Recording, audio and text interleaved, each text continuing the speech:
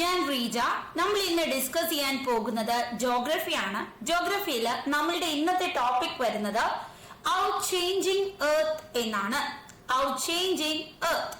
അപ്പൊ എന്താണ് ഭൂമി, എങ്ങനെയാണ് ഭൂമിയുടെ ഘടന, ഇതൊക്കെ നമ്മൾ പഠിച്ചു.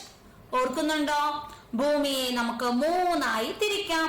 ഏതൊക്കെയാണ് ഭൂമിയെ തിരിക്കുന്നത്? ക്രസ്റ്റ് എന്ന് തിരിക്കാം. അതുപോലെ തന്നെ ഭൂമി എങ്ങനെ തിരിക്കാം? മാന്റിൽ എന്ന് തിരിക്കാം. പിന്നെ നമുക്ക് ഭൂമി എങ്ങനെ തിരിക്കാം? കോർ എന്ന് തിരിക്കാം. അപ്പോ ഭൂവൽക്കം, മാന്റിൽ, കാമ്പ്, ഇങ്ങനെ നമ്മൾ ഭൂമിയെ മൂന്നായി തിരിച്ചു. അപ്പൊ എങ്ങനെയൊക്കെയാണ് നമ്മൾ തിരിച്ചത്? ഭൂവൽക്കം, കാമ്പ്, അതുപോലെ മാന്റിൽ. അപ്പോ ഈ ഭൂവൽക്കമായിരുന്നു ഏറ്റവും തിന്നസ്റ്റ് ലെയർ. ഭൂവൽക്കം 40 കിലോമീറ്റർ, 30 to 40 കിലോമീറ്റർ ആണ് തിക്നെസ് വരുന്നത്.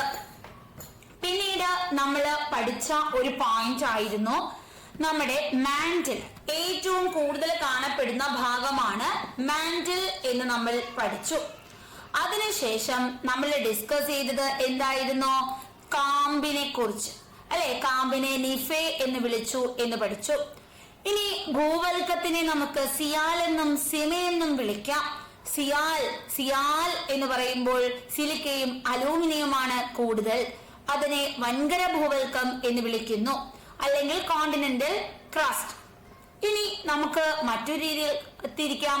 ഓഷ്യാനിക് ക്രസ്റ്റ് അല്ലെങ്കിൽ കടൽത്തറ ഭൂവൽക്കം, സമുദ്ര ഭൂവൽക്കം, അതിനെ സിമ എന്ന് വിളിച്ചു. സിലിക്ക, മഗ്നീഷ്യമാണ് കൂടുതൽ. അപ്പൊ ഇതൊക്കെ നമ്മൾ ഡിസ്കസ് ചെയ്തു, അല്ലെ? ഔട്ടർ കോർ ഉണ്ട്, ഇന്നർ കോർ ഉണ്ട്, അതുപോലെ തന്നെ ഔട്ടർ മാന്റിൽ, ഉപരി മാന്റിലും അധോ മാന്റിലും ഉണ്ട്. നമ്മളുടെ ക്രസ്റ്റിനെയും തിരിച്ചു. അപ്പൊ ഇതൊക്കെ നമ്മൾ പഠിച്ച കാര്യമാണ്. ഇനി നമ്മൾ ഈ ഭൂമിയെ നമ്മൾ നോക്കുമ്പോൾ ഒരുപാട് ചേഞ്ചസ് നമുക്ക് കാണാൻ പറ്റും, അല്ലെ? ഭൂമി ചില മലകളൊക്കെ ചെറുതായി വരുന്നു, ചില മലകൾ വലുതായി പോകുന്നു. ഇങ്ങനെ പലതരത്തിലുള്ള വ്യത്യാസങ്ങൾ, ചേഞ്ചസ് നമുക്ക് ഭൂമിയിൽ കാണാൻ പറ്റും. ചിലപ്പോൾ ഒരു നദി ഇങ്ങനെ നിൽക്കുന്നു, കുറെ വർഷങ്ങൾ കഴിയുമ്പോൾ ഈ നദി ചെറുതാകുന്നു, വറ്റി വരളുന്നു, അല്ലെ? ചിലപ്പോൾ വേറൊരു സ്ഥലത്തൂടെ ഒഴുകുന്നു. അങ്ങനെ ഒരുപാട് വ്യത്യാസങ്ങൾ നമുക്ക് കാണാൻ പറ്റും. ഇപ്പൊ വലിയൊരു മരമുണ്ട്, കുറച്ചു നാൾ കഴിയുമ്പോൾ ആ മരം മാറി, അല്ലെ? അവിടെ വേറൊരു കൊച്ചു ചെടിയായി.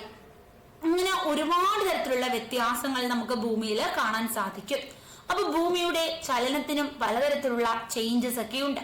ഇതിനെ കുറിച്ചാണ് ഇന്ന് നമ്മൾ പഠിക്കാൻ പോകുന്നത്. എല്ലാരും റെഡിയാണോ? ഓക്കെ, മലയാളം ഇടുന്നുണ്ട് കേട്ടോ, മലയാളം ഇടുന്നുണ്ട്. നമ്മളിപ്പോ നോട്ട് ഒരെണ്ണല്ലേ ഇട്ടോളൂ, ബാക്കി ഇടുമ്പോൾ നോട്ട് തരും, മലയാളം ഇടും. അപ്പോ എല്ലാരും റെഡിയാണോ? ഭൂമിയുടെ എർത്ത്, ഈ ഒരു ചേഞ്ചസ് എന്തൊക്കെയാണ് എന്ന് പഠിക്കാൻ. ആദ്യം നിങ്ങൾക്ക് ഒരു ഫിഗർ കാണാം. ഈ ഫിഗറിൽ നിങ്ങൾ എന്തൊക്കെ കാണുന്നുണ്ട്? ദാണ്ടെ ഭൂമിയെ നമുക്ക് പലതായി തിരിക്കാം. അതിന്റെ ഉൾഭാഗത്തെ നമുക്ക് കോർ എന്ന് വിളിക്കാം. കോറ്, ഇന്നർ കോറും ഔട്ടർ കോറും ഉണ്ട്. പിന്നെ നടുക്കത്തെ ഭാഗമാണ് മാന്റിൽ എന്ന് പറയുന്നത്. ഏറ്റവും പുറമേ കാണുന്നതാണ് എന്ത്? ക്രസ്റ്റ് എന്ന ഭാഗം. ഏറ്റവും പുറമേ കാണുന്നതാണ് ഈ ക്രസ്റ്റ് എന്ന ഭാഗം. അപ്പൊ ഈ കാണുന്നതാണ് എന്ത്? ക്രസ്റ്റ്. ഇവിടെ കാണുന്ന ഭാഗമാണ് ക്രസ്റ്റ്. ഈ ക്രസ്റ്റില് കുറെ പാറകളൊക്കെ കാണുന്നു, അല്ലെ? അപ്പൊ നമ്മളുടെ ഈ ക്രസ്റ്റും അതുപോലെ മാന്റിലിനെ നമുക്ക് അപ്പർ മാന്റിൽ എന്നും ലോവർ മാന്റിൽ, ഉപരി മാന്റിൽ, അധോ മാന്റിൽ എന്നും തിരിക്കാം. അതിനകത്തെ അപ്പർ മാന്റിലും കൂടി ചേർന്ന ഭാഗത്തെ ലിത്തോസ്ഫിയർ എന്ന് വിളിക്കുന്നു. ലിത്തോസ്ഫിയർ എന്നാണ് വിളിക്കുന്നത്. ശിലാമേഖലയാണ്, ശിലാമണ്ഡലം എന്ന് വിളിക്കുന്നു. ലിത്തോസ്ഫിയർ എന്ന് വെച്ചാൽ ശിലാമണ്ഡലം. ക്ലിയർ ആണ്? മലയാളത്തിൽ ശിലാമണ്ഡലം എന്നാണ് വിളിക്കുന്നത്. അപ്പൊ എന്താണ് ലിത്തോസ്ഫിയർ? മാമിനൊന്ന് പറഞ്ഞു തന്നെ, എന്താണ് ലിത്തോസ്ഫിയർ? അതായത് നമ്മുടെ ക്രസ്റ്റ്, ഭൂവൽക്കവും ഭൂവൽക്കത്തിന് തൊട്ടു താഴെയായി വരുന്ന ഉപരി മാന്റിൽ അല്ലെങ്കിൽ അപ്പർ മാന്റിൽ, ഈ രണ്ടും കൂടെ ചേരുന്ന ഭാഗത്തെ നമുക്ക് വിളിക്കാം ലിത്തോസ്ഫിയർ, ശിലാമണ്ഡലം എന്ന് വിളിക്കാം. ക്ലിയർ ആണോ? പാറകളൊക്കെയുള്ള, വലിയ പാറകളൊക്കെയുള്ള പ്രദേശം എന്ന് വിളിക്കാം. ഇപ്പൊ എല്ലാവർക്കും പിടികിട്ടിയോ എന്താണ് ലിത്തോസ്ഫിയർ എന്ന്? ഇത് കണ്ടോ, കുറെ പാറകളുള്ള മേഖല, സോളിഡ് സ്റ്റേറ്റ്സ് ആണ്. അപ്പൊ ക്രസ്റ്റ്, നമ്മൾ ഈ കണ്ട ക്രസ്റ്റിന്റെ ഭാഗം, ക്രസ്റ്റ് കണ്ടില്ലേ? ഇതൊക്കെ ക്രസ്റ്റാണ്. ഈ ക്രസ്റ്റും തൊട്ട് താഴെ നമുക്ക് ഇവിടുന്ന് മാന്റിലാണ് കാണാൻ പറ്റുന്നത്.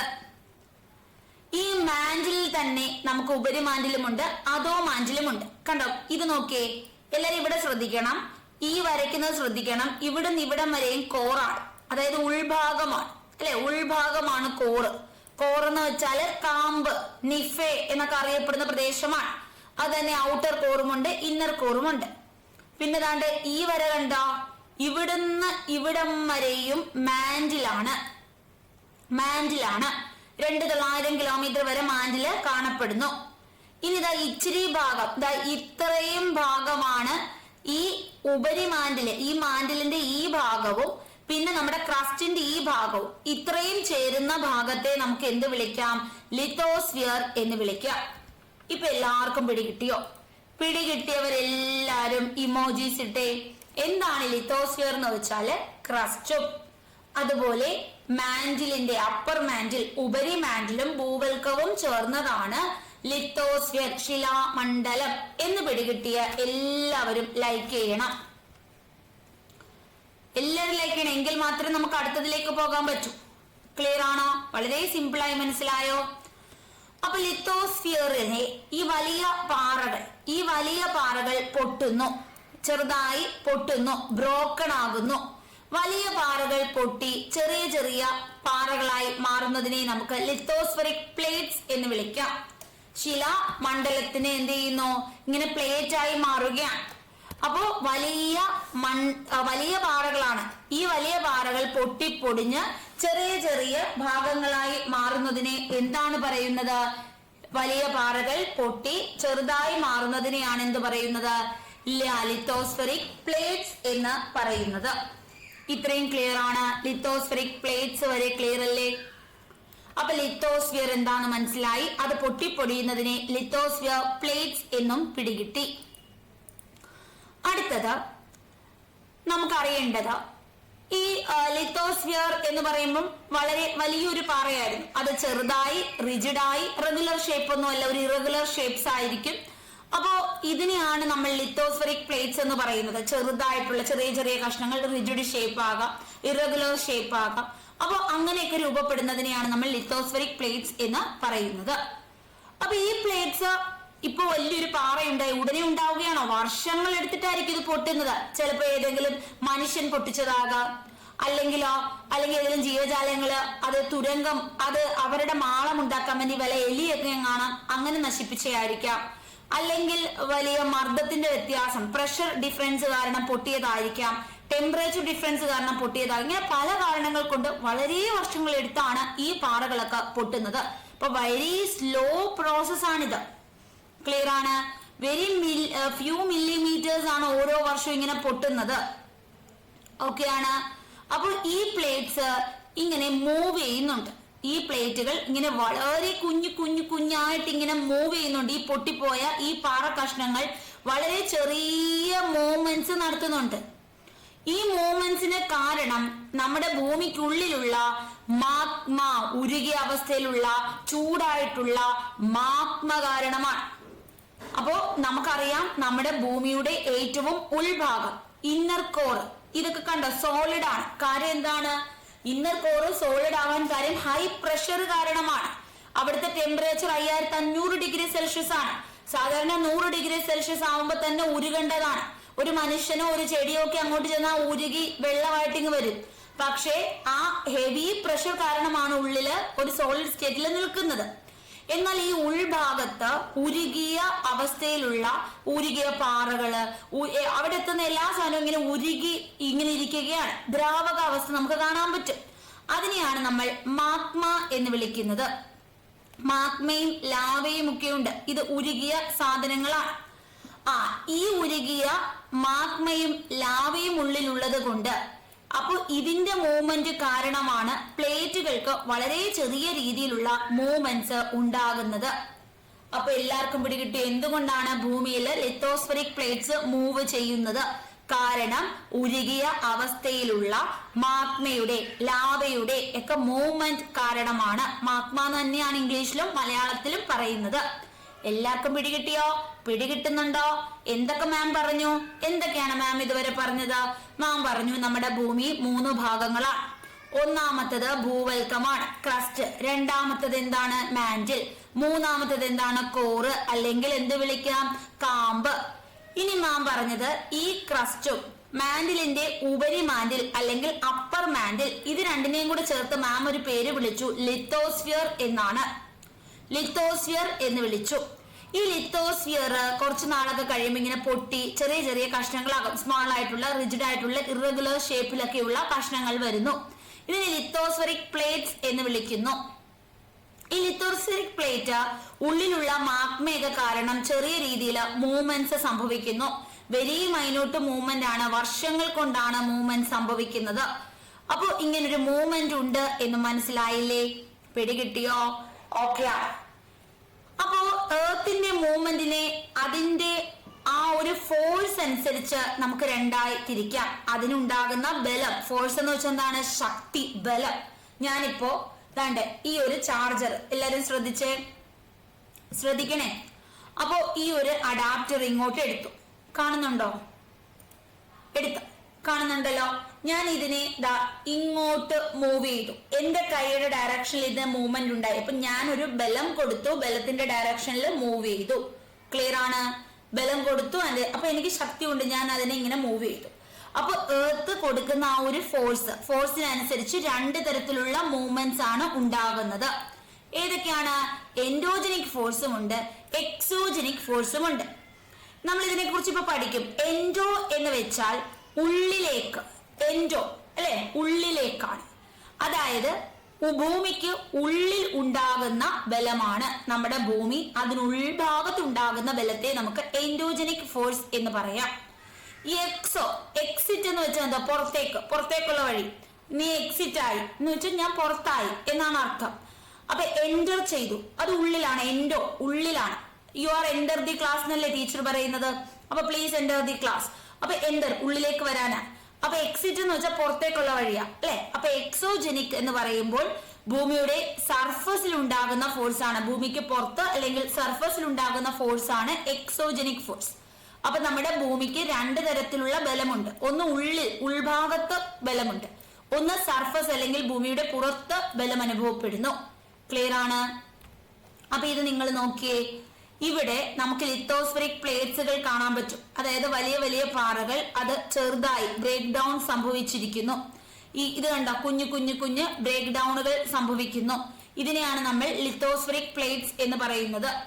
വീണ്ടും നിങ്ങൾക്ക് കാണാം ലിത്തോസ്ഫെറിക് പ്ലേറ്റ്സ്, അതായത് വലിയ പാറകളായിരുന്നു.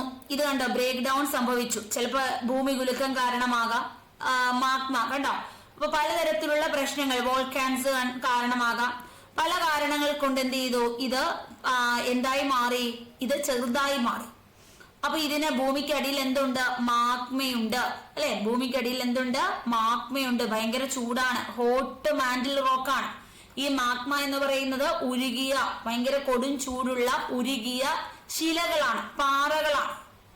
അപ്പൊ ലിത്തോസ്ഫിയർ എന്ന് വെച്ചാൽ എന്താണ്? 1350°C അത്രയൊക്കെ ടെമ്പറേച്ചർ ഉള്ളതാണ്. ക്ലിയർ ആണ്? അപ്പൊ റോക്ക് ഇങ്ങനെ ചെറുതാവുകയാണ്, കുഞ്ഞായിട്ട് പൊടിക്കുകയാണ്. ഇനി എന്താണ് എൻഡോ എന്ന് വെച്ചാല്? ഇൻസൈഡ് എന്നാണ് അർത്ഥം.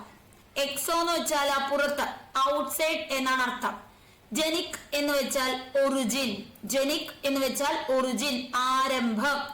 അപ്പൊ എൻഡോജനിക് ഉള്ളിലുള്ള ബലം, എക്സോജനിക് പുറത്തേക്കുള്ള ബലം. ഇത്രയും കാര്യങ്ങൾ പിടികിട്ടിയോ? ക്ലിയർ ആണോ? എല്ലാവർക്കും മനസ്സിലാകുന്നുണ്ടോ? ഡൗട്ട് ഉണ്ടോ? ഇത്രയും കാര്യങ്ങൾ സെറ്റ് ആണെങ്കിൽ ഇമോജീസ് ഇടണം. ഇത്രയും കാര്യങ്ങൾ സെറ്റ് ആണെങ്കിൽ ഇമോജീസ് ഇടണം. ഓക്കെ ആണ്. എൻഡോജനിക് എന്താണ്? എക്സോജനിക് എന്താണ്? എൻഡോയുടെ മീനിങ് എന്ത്? എക്സോന്റെ മീനിങ് എന്ത്? ജനിക്കിന്റെ മീനിങ് എന്ത്? ഇനി എന്താണ് ലിത്തോസ്ഫിയർ? എന്താണ് ലിത്തോസ്ഫെറിക് പ്ലേറ്റ്? ഇതിന് മൂവ്മെന്റ്സ് ഉണ്ടോ? എത്രയൊക്കെ ഭൂമിക്ക് മൂവ്മെന്റ്സ് ഉണ്ട്? കാര്യങ്ങളൊക്കെ നമ്മൾ പഠിച്ചു. പിന്നെയോ എർത്തിനെ മൂന്നായി തിരിക്കാം, അതേതൊക്കെ? ഇത്രയും കാര്യങ്ങൾ സെറ്റ് ആണെങ്കിൽ ഇമോജീസ് ഇടണം. ഒരു ഹാർട്ട് ഷേപ്പ് ഇമോജീസ് ഒക്കെ എന്നിട്ടേ. ക്ലിയർ ആണ്? ഇനി നമുക്ക് ഭൂമിയുടെ ഈ മൂവ്മെന്റ്സിനെ രണ്ടായി തിരിക്കാം. ഒന്നാമത്തത് നമ്മൾ പഠിച്ചു എൻഡോജനിക് മൂവ്മെന്റ്സ് ആണ്. രണ്ടാമത് നമ്മൾ പഠിച്ചത് എക്സോജനിക് മൂവ്മെന്റ്സ് എന്നാണ്. അപ്പൊ എൻഡോജനിക് മൂവ്മെന്റ്സും ഉണ്ട്, എക്സോജനിക് മൂവ്മെന്റ്സും ഉണ്ട്. ഇതെല്ലാവർക്കും പിടികിട്ടി. എന്തുകൊണ്ട് അർത്ഥം അറിയാം? ഇൻസൈഡ്. എക്സോന്റെ അർത്ഥം അറിയാം, പുറത്തേക്ക്, പുറത്തുള്ളത് അല്ലെങ്കിൽ സർഫസിലുള്ളത്. എല്ലാരും വിട്ടില്ല കേട്ടോ, ഹാർട്ട് ഷേപ്പ് എല്ലാരും വിട്ടില്ല. വരട്ടെ. അപ്പൊ എൻഡോജനിക് ഫോഴ്സിനെ നമുക്ക് സഡൻ ഫോഴ്സ് എന്ന് വിളിക്കാം. വളരെ ഫാസ്റ്റ് ആയിട്ട് ഉണ്ടാകുന്ന ഫോഴ്സ് ഡയസ്ട്രോഫിക് ഫോഴ്സ് എന്നും വിളിക്കാം. അതായത് സഡൻ ആയിട്ട് ഉണ്ടാകുന്ന ഫോഴ്സിന് എക്സാമ്പിൾ ആണ് എർത്ത് ക്വേക്ക്. ഭൂമി കുലുക്കം അറിയത്തില്ലേ? നമ്മൾ ഇങ്ങനെ ഇരിക്കുമ്പോഴായിരിക്കും ടക്ക് ടക്ക് ചെയ്യുന്ന ഭൂമി കുലുങ്ങി ഇതെല്ലാം പൊടിഞ്ഞു മാറി നമ്മൾ ചത്തുപോകുന്നത് അല്ലെ? നമ്മൾ മാത്രമായിരിക്കത്തില്ല, ചുറ്റുമുള്ള എല്ലാ സ്ഥലങ്ങളിലും എന്ത് ചെയ്യും? പെട്ടെന്ന് തന്നെ ഭൂമി പൊടിഞ്ഞു മാറും. നമ്മൾ ഇപ്പൊ തന്നെ പല രാജ്യങ്ങളിലും കണ്ടില്ലേ? നമ്മുടെ രാജ്യത്ത് തന്നെ ഗുജറാത്തിലെ സംസ്ഥാനത്തൊക്കെ കണ്ടില്ലേ ഭൂമി കുലുക്കം? ഭയങ്കരമായ ഭൂമി കുലുക്കമൊക്കെ നമ്മൾ ഗുജറാത്തിലൊക്കെയാണ് കണ്ടിട്ടുള്ളത്. നിങ്ങൾ ആ സിനിമയൊക്കെ ഓർക്കുന്നുണ്ടായിരിക്കും, കാഴ്ച, ബ്ലെസ്സിയുടെ സിനിമ ഓർമ്മയില്ലേ? ഇനി വോൾക്കാനോ എന്ന് പറഞ്ഞാൽ എന്താണ്? അഗ്നിപർവ്വത സ്ഫോടനങ്ങളാണ്. നമുക്കിന്ന് പഠിക്കാനുണ്ട് അഗ്നിപർവ്വത സ്ഫോടനങ്ങളെ കുറിച്ച്. അപ്പൊ നമുക്ക് പറയാം. ഇനി ലാൻഡ് സ്ലൈഡ് ഉണ്ട്. ലാൻഡ് സ്ലൈഡ് ഉരുൾപൊട്ടലൊക്കെ ഇല്ലേ? നമ്മുടെ വയനാട് ദുരന്തം ഓർമ്മയുണ്ടോ? അപ്പൊ earth quake, volcano, land slide ഇതൊക്കെ സഡൻ ആണ്. നിമിഷ നേരം കൊണ്ട് ടക്ക് എന്ന് സംഭവിച്ചു കഴിഞ്ഞു. ക്ലിയർ ആണ്? ഇപ്പോ തായ്ലൻഡില് ഒരു ഭൂമി കുലുക്കം ഉണ്ടായിരുന്നു. ടപ്പേ എന്ന് പറഞ്ഞ 10-35 നിലയുള്ള സാധനമാണ്, പൊടിഞ്ഞു വാരി അങ്ങ് വീഴും. ഡയസ്ട്രോഫിക് ഫോഴ്സസ്, ബിൽഡിംഗ് മൗണ്ടൻസ്, ഇതൊക്കെ എന്താണ്? ഈ എൻഡോജനിക് ഫോഴ്സ് ആണ്. വളരെ പെട്ടെന്ന് സംഭവിക്കുന്നു. ഭൂമിക്ക് ഉള്ളിലുള്ള മാഗ്മയൊക്കെ ഇങ്ങനെ പുറത്തേക്ക് വരികയും ഉള്ളിലുള്ള എന്തൊക്കെയോ പ്രശ്നങ്ങൾ കാരണം, അവിടുത്തെ പ്രഷർ വേരിയേഷൻസ് ഒക്കെ കാരണമാണ് ഇങ്ങനത്തെ ഫോഴ്സുകൾ ഉണ്ടാകുന്നത്. ഇതിനെയാണ് എൻഡോജനിക് ഫോഴ്സുകൾ എന്ന് പറയുന്നത്. വളരെ ഫാസ്റ്റ് ആയിട്ടായിരിക്കും ഇത് നടക്കുന്നത്. എർത്ത് ക്വേക്കും വോൾക്കാനോവും ലാൻഡ് സ്ലൈഡും ഒക്കെ ഇതിന് എക്സാമ്പിൾ ആണ്. ഇനി എക്സോജനിക് ഫോഴ്സിന് എക്സാമ്പിൾ എന്താണ്? ഇത് ഇറോഷനൊക്കെ കാരണം ഉണ്ടാകുന്നതാണ്. റിവർ, ആരൊക്കെയാണ് ഈ ഇറോഷൻ, മണ്ണൊലിപ്പ് എന്നൊക്കെ നമ്മൾ പഠിക്കാറില്ലേ? അതിൽ നമ്മളുടെ സോയിൽ ഇറോഷനാണ്. റിവർ ഇറോഷൻ ഉണ്ടാക്കുന്നു. കാറ്റ്, സീ വേവ്സ്, ഹിമാനികൾ, ഗ്ലേഷ്യേഴ്സ്, ഇങ്ങനെ പലതരത്തിലുള്ള കാരണങ്ങൾ കൊണ്ടാണ് ഈ എക്സോജനിക് ഫോഴ്സുകൾ ഉണ്ടാകുന്നത്. ഇതിനെക്കുറിച്ച് ഡീറ്റെയിൽ ആയിട്ട് പഠിക്കും കേട്ടോ. ഇത് കണ്ട് മനസ്സിലാകാത്തവരുണ്ടായിരിക്കും. വളരെ ഡീറ്റെയിൽ ആയി നമ്മളിപ്പോ പഠിക്കാൻ പോകുന്നേ ഉള്ളൂ. പേരുകൾ പരിചയപ്പെടുകയാണ്. നിങ്ങൾ മനസ്സിലാക്കി. എർത്ത് മൂവ്മെന്റ്സ് 2 എണ്ണം. എർത്ത് മൂവ്മെന്റ്സ് എത്ര എണ്ണം ഉണ്ട്? 2 എണ്ണം. ഏതൊക്കെയാണ്? എൻഡോജനിക്കും എക്സോജനിക്കും. അതിനകത്ത് വളരെ ഫാസ്റ്റ് ആയി നടക്കുന്നതാണ് എൻഡോജനിക്. എക്സോജനിക്കോ നമ്മുടെ ആമയെ പോലെ പതുക്കെ നടക്കും. എൻഡോജനിക്ക് മുയലിനെ പോലെ ചാടി ചാടി ചാടി വളരെ ഫാസ്റ്റ് നടക്കുന്നു. എർത്ത് ക്വേക്കും വോൾക്കാനോ ലാൻഡ് സ്ലൈഡും എൻഡോജനിക് ആണ്. എക്സോജനിക്കിന് എക്സാമ്പിൾ റിവർ മൂലമുണ്ടാകുന്നത്, വിൻഡ് മൂലമുണ്ടാകുന്നത്, സീ വേവ്സ് മൂലമുണ്ടാകുന്നത്, ഹിമാനികൾ, മഞ്ഞുകൾ മൂലമുണ്ടാകുന്നത്, ഇതൊക്കെയാണ് അതിന് എക്സാമ്പിൾ. ഓരോന്നിനെ കുറിച്ചും പഠിക്കാൻ പോവുകയാണ്. ഇത്രയും സെറ്റ് ആണോ? അപ്പൊ നമ്മൾ എൻഡോജനിക് ഫോഴ്സിലേക്ക് വരികയാണ്. എൻഡോജനിക്കിന്റെ മീനിങ്, എൻഡോ എന്ന് വെച്ചാൽ ഉള്ള്, ജനിക് എന്ന് വെച്ചാല് ഒറിജിൻ, ഉള്ളിലുണ്ടാകുന്ന ഫോഴ്സ് ആണ്. അപ്പൊ എൻഡോജനിക് ഫോഴ്സ് എന്ന് വെച്ചാൽ വളരെ സഡൻ ആയിട്ടാണ് ഉണ്ടാവുക. വളരെ അപൂർവമായി ഇത് സ്ലോയിലും സംഭവിക്കാറുണ്ടെങ്കിൽ നമ്മൾ കൂടുതൽ ഇത് സഡൻ എന്ന് പഠിച്ചു വെക്കുന്നു. അപ്പൊ എർത്ത് ക്വേക്കും വോൾക്കാനോസും ഒക്കെ എന്താണ്? നമ്മുടെ എർത്തിൽ ഉണ്ടാകുന്ന സർഫസിലെ ഡിഫറൻസ് കാരണം ഇവിടെ വേരിയേഷൻസ് ഉണ്ടാവുകയാണ്. ആദ്യം നമ്മൾ വോൾക്കാനോസിനെ കുറിച്ചാണ് പഠിക്കുന്നത്. ഈ കാണുന്നതാണ് വോൾക്കാനോ. ഇത് കണ്ടോ, ഒരു പർവ്വതം ഇങ്ങനെ പൊട്ടുന്നു. അഗ്നിപർവ്വതം. എന്താണിത്? അഗ്നിപർവ്വതം. പർവ്വതം അഗ്നിയായി, തീയായി. ഇതാണ് വോൾക്കാനോയുടെ മലയാളമാണ് അഗ്നിപർവ്വതം, തീ കൊണ്ടുള്ള പർവ്വതം. ക്ലിയർ ആണോ? ഇത് നമ്മുടെ പസഫിക് സമുദ്രമില്ലേ? പസഫിക് മഹാസമുദ്രം. പസഫിക് മഹാസമുദ്രത്തിലാണ് ഏറ്റവും കൂടുതൽ നമുക്ക് അഗ്നിപർവ്വത സ്ഫോടനങ്ങൾ കാണാൻ പറ്റുന്നത്.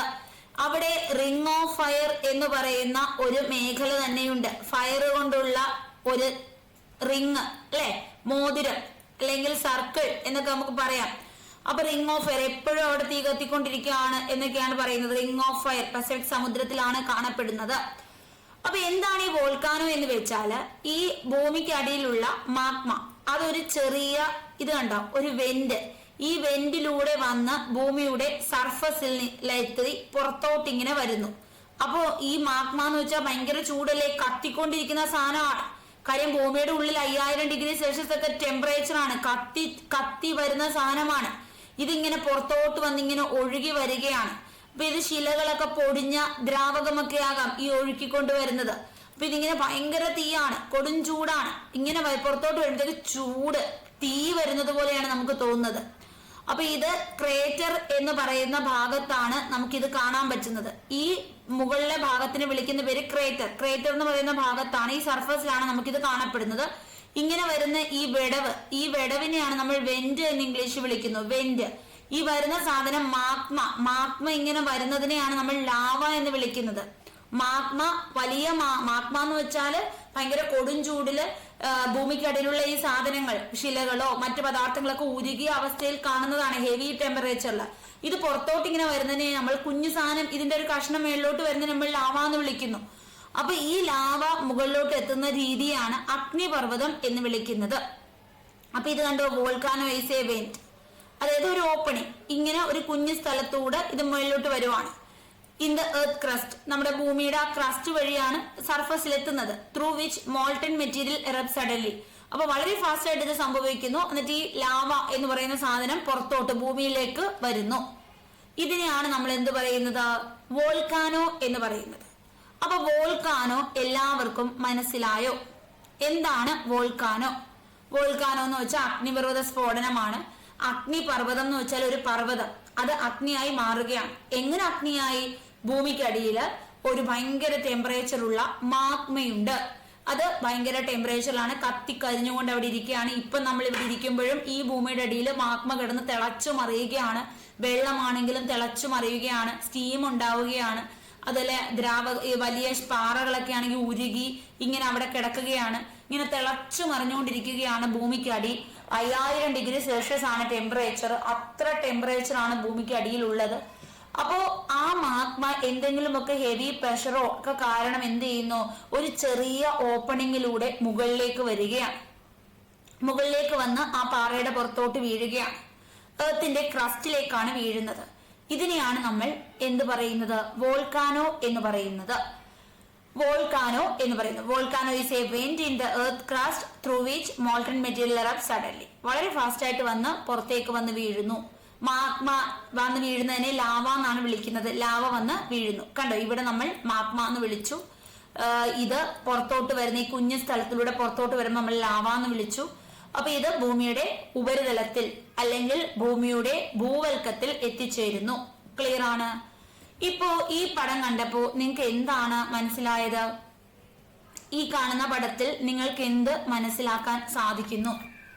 ഇതെന്ത് പ്രോസസ്സാണ് ഈ കാണുന്നത്? എന്തേലും മനസ്സിലായോ? ഭൂവൽക്കം, ഇതെന്താണ്? ഭൂമി കുലുക്കമല്ലേ? എർത്ത് ക്വേക്ക് ആണോ ഇത്?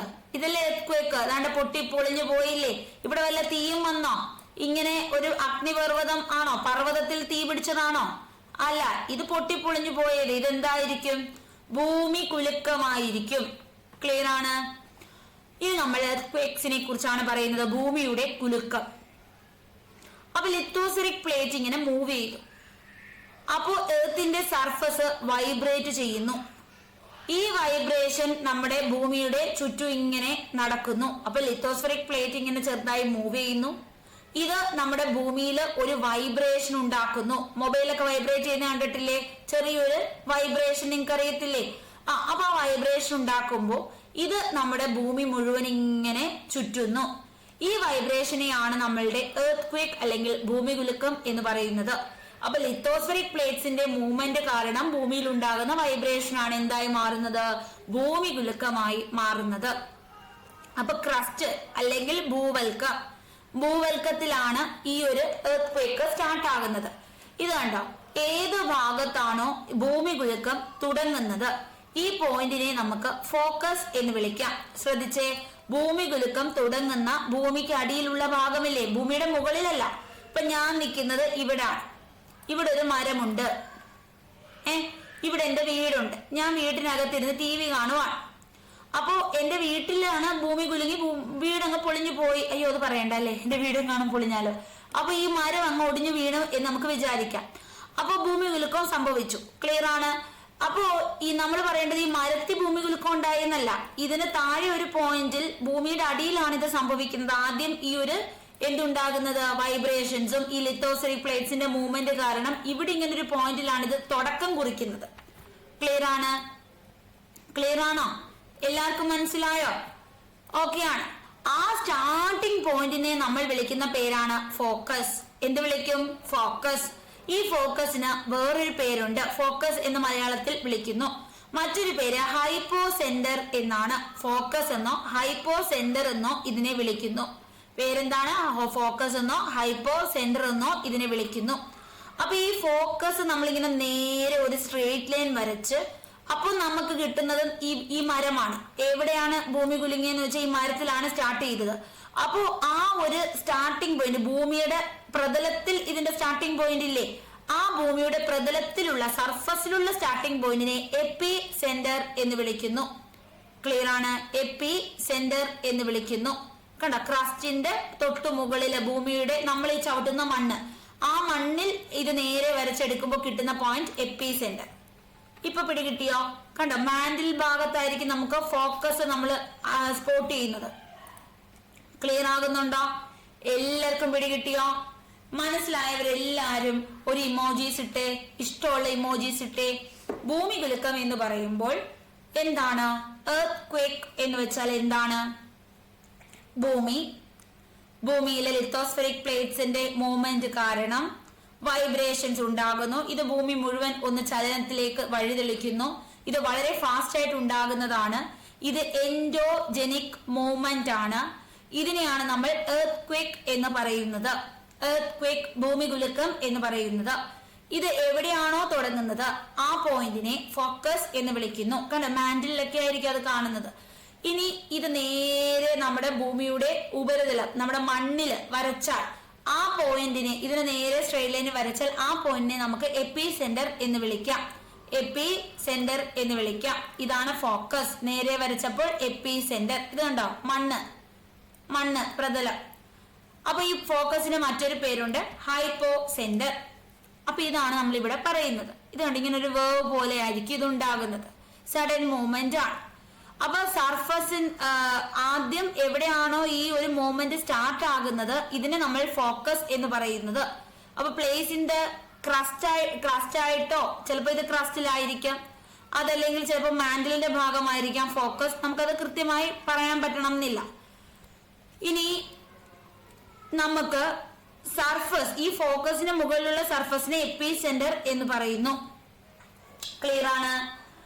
അപ്പൊ എർത്ത് ക്വേക്ക് ഇപ്പൊ നമുക്ക് പ്രെഡിക്റ്റ് ചെയ്യാനുള്ള ഉപകരണങ്ങളൊക്കെ ഉണ്ട് അല്ലെ. ഇത് വളരെ ഫാസ്റ്റ് ആയിട്ടാണ് നടക്കുന്നത്.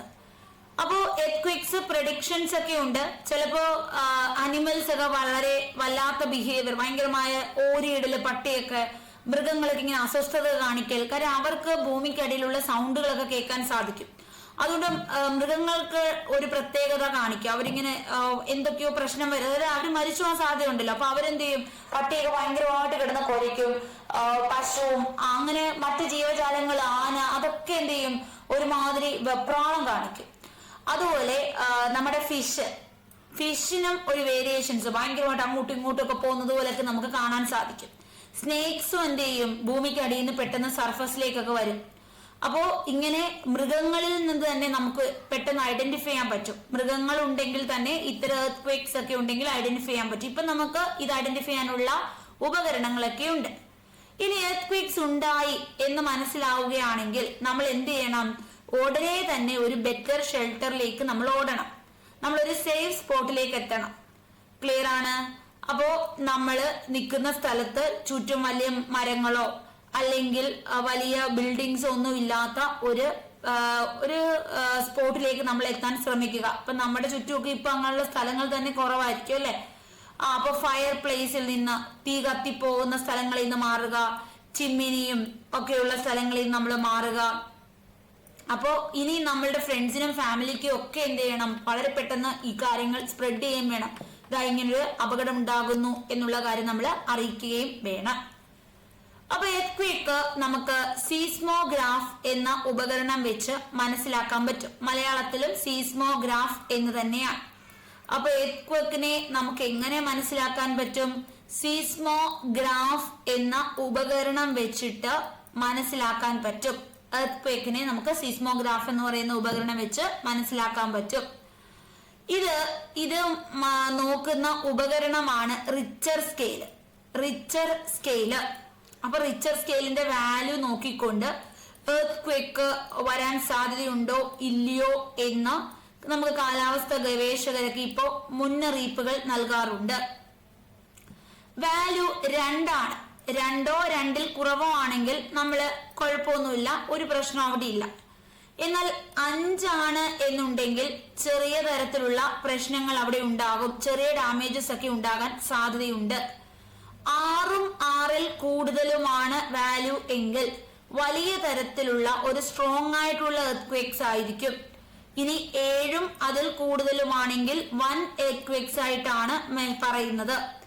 അപ്പോൾ നമുക്ക് 2 ആണെങ്കിൽ വലിയ പ്രശ്നമില്ല, 5 ആണെങ്കിലും ചെറിയ പ്രശ്നങ്ങളേ ഉള്ളൂ. ചിലപ്പോ നമ്മൾ വീട്ടിനകത്തിരിക്കുമ്പോൾ ഒരു വൈബ്രേഷൻസ് നമുക്ക് ഫീൽ ചെയ്യും. നമ്മളിപ്പോ പുറത്താണെങ്കിലും എല്ലാം ഒന്ന് കുലുങ്ങുന്ന പോലൊക്കെ നമുക്കൊരു തലകറക്കമൊക്കെ ആയിരിക്കും ഫീൽ ചെയ്യുന്നത്. എന്നാൽ 6ൽ കൂടുതലാണെങ്കിൽ സ്ട്രോങ് ആയിട്ടുള്ളതാണ്. അത് ചിലപ്പോൾ ചില ബിൽഡിങ്സ് ഒക്കെ പൊട്ടി താഴെ വീഴാനും മരങ്ങളൊക്കെ വീഴാനും ഒക്കെ സാധ്യതയുണ്ട്. ഇനി 7ൽ കൂടുതലാണെങ്കിൽ 1 പ്രശ്നമായിരിക്കും, ഒരുപാട് ആളുകളുടെ ജീവന് പ്രശ്നമാകും, ഒത്തിരി ബിൽഡിങ്സുകളെല്ലാം തകിടം മറയും. പലതും 11ഉം 9ഉം ഒക്കെ നമ്മൾ കണ്ടിട്ടുണ്ട് എർത്ത് ക്വേക്കിന്റെ പല രാജ്യങ്ങളിലും നടക്കുന്നത്. അപ്പോൾ എർത്ത് ക്വേക്ക് റിച്ചർ സ്കെയിലിൽ നമുക്ക് മെഷർ ചെയ്യാം. സീസ്മോഗ്രാഫ് വെച്ചിട്ടാണ് നമ്മൾ മെഷർ ചെയ്യുന്നത് എന്ന് ഓർത്ത് വെക്കണം. സീസ്മോഗ്രാഫ് ഒക്കെ എക്സാമിന് ചോദിക്കും, റിച്ചർ സ്കെയില് ഓർക്കുക. അപ്പോൾ നമുക്കൊരു ഉപകരണമുണ്ട്, അതിന്റെ പേര് സീസ്മോഗ്രാഫ് എന്നാണ്. നമ്മുടെ മെഷീന്റെ പേരാണ് സീസ്മോഗ്രാഫ്. അപ്പൊ ഇതിനകത്ത് മെഷർ ചെയ്യുന്നത് റിച്ചർ സ്കെയിൽ വെച്ചിട്ടാണ്. ക്ലിയർ ആണ്? 7ൽ കൂടുതലാണെങ്കിൽ 1 പ്രശ്നമാണ്, മേജർ എർത്ത് ക്വേക്ക് ആണ്. 6 കൂടുതലാണെങ്കിലും പ്രശ്നം തന്നെയാണ്. 5ഉം ഡാമേജസ് ഉണ്ടാക്കും, 2 ആണ് വലിയ പ്രശ്നമില്ലാത്തത്, 2ഉം 2ൽ താഴെ. ക്ലിയർ ആണ്? ഇനി ഭൂമി കുലുക്കത്തെ നമ്മൾ കുറച്ചും കൂടെ വലുതായി നോക്കുകയാണ്. 3 തരത്തിലുള്ള, ഇതൊരു വേവ്സ് ആയിട്ടാണ് അല്ലെ, വൈബ്രേഷൻ ആയതുകൊണ്ട് തന്നെ ഒരു വേവ് ഉണ്ടാക്കും. പി വേവ് ഉണ്ട്, എസ് വേവ് ഉണ്ട്, എൽ വേവ് ഉണ്ട്. പി വേവിന്റെ മറ്റൊരു പേരാണ് ലോഞ്ചിറ്റ്യൂഡിനൽ വേവ്. പി വേവ് മറ്റൊരു പേരെന്താണ്? ഇങ്ങനെ ഒരു വേവ്സ് കാണാൻ പറ്റും, ലോഞ്ചിറ്റ്യൂഡിനൽ വേവ് ആണ്. എസ് വേവിന്റെ മറ്റൊരു പേരാണ് ട്രാൻസ്വേഴ്സ് വേവ്. എസ് വേവിന്റെ മറ്റൊരു പേരെന്താണ്? പി വേവിനെ നമുക്ക് പ്രൈമറി വേവ് പി വേവ് എന്ന് പറയാം, എസ് വേവിനെ നമുക്ക് സെക്കൻഡറി വേവ് എന്നും വിളിക്കാം. ക്ലിയർ ആണ്? അപ്പോ P wave longitudinal wave, primary wave എന്ന് വിളിക്കാം. എസ് വേവിനെ നമുക്ക് ട്രാൻസ്വേഴ്സ് വേവ് അല്ലെങ്കിൽ സെക്കൻഡറി വേവ്. അപ്പോ സീസ്മിക് വേവ്സ്, ഭൂമി കുലുക്കത്തിന്റെ പല വേവ്സുകളുണ്ട്. അതിൽ പ്രൈമറി പിയും എസ് സെക്കൻഡറി. എൽ വേവ്സ് ഉണ്ട്, അതിനെയാണ് സർഫസ് വേവ് എന്ന് വിളിക്കുന്നത്. എൽ വേവ്സിനെയാണ് സർഫസ് വേവ് എന്ന് വിളിക്കുന്നത്. എൽ ഫോർ ലവ് ആണ്, ലവ് വേവ്സ്. പ്രൈമറി, സെക്കൻഡറി, അടുത്തത് ലവ് ആണ്, ലവ് വേവ്സ്, എൽ വേവ്സ്. അപ്പൊ ഇതാണ് നമ്മുടെ L waves. Surface waves L ആണ്. എസ് എന്ന് വെച്ചാൽ സെക്കൻഡറിയുടെ എസ് ആണിത്. ഇത് പ്രൈമറിയുടെ പി ആണ്. ക്ലിയർ ആണോ? അപ്പൊ 3 തരത്തിലുള്ള വേവുകളുണ്ട്. അപ്പൊ ഇത് കണ്ട എസ് വേവ്, വേവുകൾ. അടുത്തത് ലവ് വേവ്. ഈ വേവുകളുടെ രീതി എങ്ങനെയാണോ അതിനനുസരിച്ചാണ് ഇതിന് പേര് കൊടുത്തിരിക്കുന്നത്. വേവുകൾ എങ്ങനത്തെ ഷേപ്പിലുള്ള വേവുകളാണ് ഐഡന്റിഫൈ ചെയ്തുകൊണ്ട് P wave, S wave, L wave, ഇങ്ങനെ 3 തരത്തിൽ നമ്മുടെ ഭൂമി കുലുക്കത്തെ ക്ലാസിഫൈ ചെയ്തിട്ടുണ്ട്. നിങ്ങൾ ചെറിയ ക്ലാസ് ആയതുകൊണ്ടാണ് 3 പഠിക്കുന്നത്. വലുതാകുമ്പോൾ ഇത് നിങ്ങൾക്ക് പഠിക്കേണ്ട. Body wave, surface wave, body wave തന്നെ 2 എണ്ണം, സർഫസ് വേവ് 2 എണ്ണം, ഇങ്ങനെ 6 വേവ്സ് ഒക്കെ വലിയ ക്ലാസ്സിൽ പഠിക്കാനുണ്ട്. ഇപ്പൊ കുഞ്ഞു ക്ലാസ് ആയതുകൊണ്ട് ജസ്റ്റ് നിങ്ങൾക്ക് 3 പേരുകൾ മാത്രമേ പഠിക്കാനുള്ളൂ. ക്ലിയർ ആണ്? P wave, S wave, L wave. പഠിക്കേണ്ട കാര്യങ്ങൾ മാത്രം പഠിച്ചാൽ മതി, മറ്റു നിങ്ങൾ പഠിക്കണ്ട. ക്ലിയർ ആണോ? എല്ലാവർക്കും മനസ്സിലായോ? P wave, S wave, L wave. Clear ആണോ? ഇത്രയും കാര്യങ്ങൾ ക്ലിയർ ആണോ? ഭൂമി കുലുക്കത്തെ കുറിച്ച് മനസ്സിലായോ? അപ്പൊ ഭൂമി കുലുക്കം ഒരു വൈബ്രേഷൻ ആണെന്ന് മനസ്സിലാക്കി. ഫോക്കസ് പോയിന്റും എപ്പി സെന്ററും ഹൈപ്പോ സെന്ററും പിടികിട്ടി. പിന്നെ എന്ത് പിടികിട്ടി? 3 തരത്തിലുള്ള വേവുകളുണ്ട്. P wave, S wave, L wave. P primary longitudinal, S എന്താണ്? സെക്കൻഡറി. അടുത്ത എൽ ലവ് വേവ് ആണ്, സർഫസ് വേവ് എന്ന് പറയുന്നു. പിന്നെ നമ്മൾ ഭൂമി കുലുക്കം വരുമ്പം സംരക്ഷിക്കണം, നമ്മളെ തന്നെ നമ്മൾ രക്ഷിക്കണം അല്ലെ. നമ്മൾ ഒരു ഒഴിഞ്ഞ കെട്ടിടങ്ങളിലേക്ക് അല്ലെങ്കിൽ ഒഴിഞ്ഞ സ്ഥലത്തേക്ക് മാറണം. കെട്ടിടങ്ങളിൽ നിന്ന് തുറസായ ഒരു പ്രദേശത്താണ് നമ്മൾ മാറി നിൽക്കേണ്ടത്. അപ്പൊ അവിടെ ഫയർ ഒക്കെ ഇല്ലാത്ത അങ്ങനത്തെ ഒരു സ്ഥലമായിരിക്കണം. അപ്പൊ എത്രയും വേഗം നമ്മൾ എന്ത് ചെയ്യണം? ആളുകളിലേക്കും പാസ് ചെയ്യണം. അങ്ങനെ പല കാര്യങ്ങളാണ് നമ്മൾ ചെയ്യേണ്ടത്. ഇനി മറ്റൊരു കാര്യം, സീസ്മോഗ്രാഫ്, റിച്ചർ സ്കെയില്, അതിനകത്ത് വളരെ മേജർ പ്രശ്നം ഉണ്ടാക്കുന്നത് 7ൽ കൂടുതലാണ് എന്നും പഠിച്ചു. ഓക്കെ, ഇതിനകത്ത് മലയാളം ഇല്ല. പി വേവിന് പി വേവ് എന്നേ ഉള്ളൂ, എസ് വേവിന് എസ് വേവ്, എൽ വേവിന് എൽ വേവ്. ഇതിന്റെ ഒക്കെ മലയാളം ഇതൊക്കെ തന്നെയാണ്. ക്ലിയർ ആണ്? P wave, S wave, L wave. Surface എന്ന് വെച്ചാൽ ഉപരിതലം, ഉപരിതല വേവ്. വേവ് എന്ന് വെച്ചാൽ തരംഗം എന്നാണ് മലയാളം. തരംഗം, വേവിന്റെ മലയാളം തരംഗം എന്നാണ്. പി തരംഗം, എസ് തരംഗം, എൽ തരംഗം. പക്ഷെ സാധാരണയൊക്കെ വേവ്സ് എന്നൊക്കെ തന്നെയാണ് നമ്മൾ പഠിക്കാറ്. ക്ലിയർ അല്ലേ? എല്ലാവർക്കും മനസ്സിലായി? ഫോക്കസിന് ഫോക്കസ് തന്നെയാണ് മലയാളം. എപ്പി സെന്റർ. ഇനി നമുക്ക് സീസ്മോഗ്രാഫും റിച്ചർ സ്കെയിലും മലയാളം അത് തന്നെയാണ്, വ്യത്യാസമൊന്നുമില്ല. ഇനി നമുക്ക് എക്സോജനിക് ഫോഴ്സിലേക്ക് പോകാം. നമുക്കിനി പഠിക്കേണ്ടത് എന്താണ്? എക്സോജനിക് ഫോഴ്സിനെ കുറിച്ചാണ്. ക്ലിയർ ആണ്? എന്താണ് എക്സോജനിക് ഫോഴ്സ് എന്ന് പഠിക്കണം. എന്താണ് എക്സോജനിക് ഫോഴ്സ്? നമ്മൾ പറഞ്ഞു എക്സോജനിക് ഫോഴ്സ് എന്ന് വെച്ചാൽ അത്ര ഫാസ്റ്റ് അല്ല എന്ന് പറഞ്ഞു. ക്ലിയർ ആണ്? എക്സോജനിക് ഫോഴ്സ് എന്ന് വെച്ചാൽ വലിയ ഫാസ്റ്റ് ആയിട്ടുള്ള കാര്യമല്ല എന്ന് നമ്മൾ പറഞ്ഞു. ക്ലിയർ ആണ്? എല്ലാവർക്കും മനസ്സിലായോ? ഫാസ്റ്റ് അല്ല, ഇച്ചിരി സ്ലോ ആണ് എന്ന് നമ്മൾ പറഞ്ഞില്ലേ? ഓക്കെ ആണ്? ക്ലിയർ ആണോ? ഡൗട്ട് ഉണ്ടോ? ഡൗട്ട് ഇല്ലല്ലോ? ഓക്കെ ആണ്. അപ്പോ നമ്മള് എക്സോജനിക്കും എൻഡോജനിക്കുമാണ് പറയാൻ പോകുന്നത്. എക്സോജനിക് എന്ന് വെച്ചാല് എന്താണ്?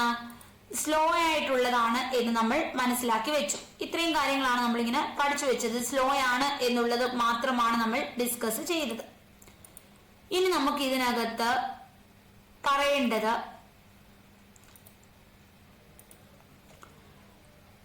ലാൻഡ് ഫോംസ്, അതായത് landscape is being continuously worn away to. അപ്പൊ വെതറിങ്ങിനെ കുറിച്ചും ഇറോഷനെ കുറിച്ചുമാണ് ഇനി എനിക്ക് പറയേണ്ടത്.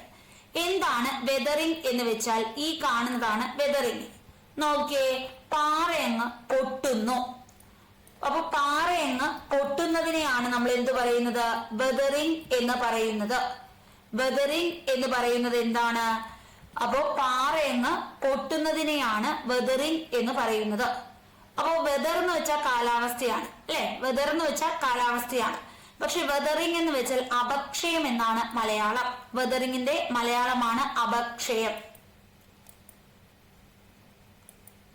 വെതറിങ്ങിന്റെ മലയാളമാണ് അപക്ഷയം. വെതർ എന്ന് വെച്ചാൽ എന്താണ്? കാലാവസ്ഥ. വെതറിങ് എന്ന് വെച്ചാൽ അപക്ഷയം എന്നാണ്. അപ്പൊ ഇവിടെ ഈ പാറ പൊട്ടുന്നതിനെയാണ് നമ്മൾ എന്ത് പറയുന്നത്? ഈ വെതറിങ് എന്ന് പറയുന്നത്. ഓക്കെ. ഇനി നമ്മൾ എന്താണ് വെതറിങ് എന്ന് നിങ്ങൾ പിക്ചറിലൂടെ കണ്ടു. വെതറിങ് എന്താണെന്ന് കണ്ടില്ലേ? എന്താണ് വെതറിങ്? ഈ വളരെ വർഷങ്ങൾ എടുത്തു, ചെറിയ വർഷങ്ങൾ കൊണ്ട് നടക്കുവോ? ഇല്ല, വളരെയധികം വർഷങ്ങൾ എടുത്തായിരിക്കും ഈ പാറ ഇങ്ങനെ പൊട്ടി രണ്ടായി മാറുന്നത്. ഇത് കണ്ടോ? ഇതെന്താണ്? ഇതൊരു വെതറിങ് ആണ്. വലിയൊരു പാറയായിരുന്നു, പൊടിഞ്ഞു പൊടിഞ്ഞ് കുറെ ഭാഗങ്ങളില്ല. ഓക്കെ ആണ്? Breaking up of the rock on the earth surface. ഭൂമിയുടെ ഉപരിതലത്തിലുള്ള ഈ ഒരു റോക്ക് അല്ലെങ്കിൽ പാറ പൊടിഞ്ഞ് പലതായി മാറുകയാണ് ഇവിടെ. ഇതിനെയാണ് നമ്മൾ വെതറിങ് എന്ന് വിളിക്കുന്നത്. അപക്ഷയം സംഭവിക്കുകയാണ്, ഇല്ലാതാവുകയാണ്. അപക്ഷയം എന്ന് വെച്ചാൽ ഇല്ലാതാവുക എന്നാണ് അർത്ഥം. അപക്ഷയം എന്നാണ് ഇതിന്റെ മലയാളം. ഇല്ലാതാവുക എന്നാണ് അതിനെ നമ്മൾ മനസ്സിലാക്കുന്ന രീതിയിൽ പറഞ്ഞ. ഇത്രയും കാര്യങ്ങൾ പിടികിട്ടിയോ? എക്സോജനിക്കിന് ഒരു എക്സാമ്പിൾ മനസ്സിലായോ? ഏത് പ്രോസസ് ആണ് എക്സോജനിക്? ക്ലിയർ ആണോ? ഓക്കെ ആണ്? ക്ലിയർ ആണോ? ഓക്കെ അല്ലേ? ഇനി എന്താണ് ഇറോഷൻ? ഇറോഷൻ എന്ന് വെച്ചാൽ എല്ലാരും പറയും മണ്ണൊലിപ്പാണ് എന്ന് പറയും, അല്ലെ?